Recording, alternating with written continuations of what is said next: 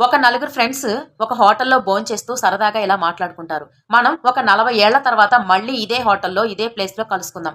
ఎవరైతే లాస్ట్‌లో వస్తారో వాళ్ళే బిల్ పే చేయాలి అని చెప్పి. సరే అలాగే అని చెప్పి అందరూ కూడా అనుకుంటారు. ఈ మాటలన్నీ వింటున్న ఒక వెయిటర్ అక్కడే ఉంటాడు. 40 ఏళ్ల తర్వాత నేను కూడా ఇక్కడే ఉంటే ఖచ్చితంగా నేను మిమ్మల్ని కలుస్తాను అని చెప్పి వాళ్ళతో మాట్లాడతారు. ఇలా అనుకోని ఎక్కడి వాళ్ళు అక్కడికి వెళ్ళిపోతారు. అలాగే ఈ ఫ్రెండ్స్ కూడా అనుకున్న విధంగానే 40 ఏళ్ల తర్వాత ఒక్కొక్కరుగా వస్తూ ఉంటారు.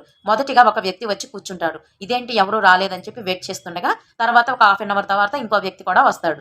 ఇంకొంచెం సేపటి తర్వాత మూడో వ్యక్తి కూడా వస్తాడు. ఇలా ఈ ముగ్గురు నాలుగో వ్యక్తి కోసం ఎదురు చూస్తూ ఉంటారు. ఎంతసేపటికి నాలుగో వ్యక్తి రాడు.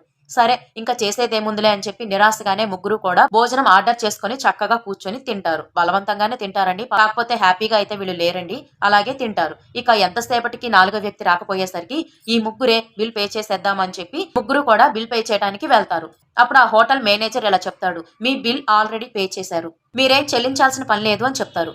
అదేంటి మా బిల్లు ఎవరు చెల్లించారు అని వీళ్ళు ఆశ్చర్యంతో అలాగే బయటికి వెళ్ళిపోతారు. ఇలా ఈ ముగ్గురు బయటకు వచ్చిన తర్వాత ఒక గవర్నమెంట్ వెహికల్ వాళ్ళ ముందు ఆగుతుంది. వెంటనే ఆ వెహికల్లో నుంచి ఒక యువకుడు దిగి వాళ్ళ ముగ్గురు కాళ్లకు నమస్కారం చేసుకుంటాడు. ఏంటి బాబు ఎవరు నువ్వు అని అడగ్గా, నేనెవరో మీకు తెలియదండి, కానీ మీరెవరో నాకు తెలుసు. మా నాన్నగారు మీ ముగ్గురు ఇలా వస్తారని చెప్పి ముందే చెప్పారు. మా నాన్నగారు ఒక్క నెల క్రితమే చనిపోయారండి.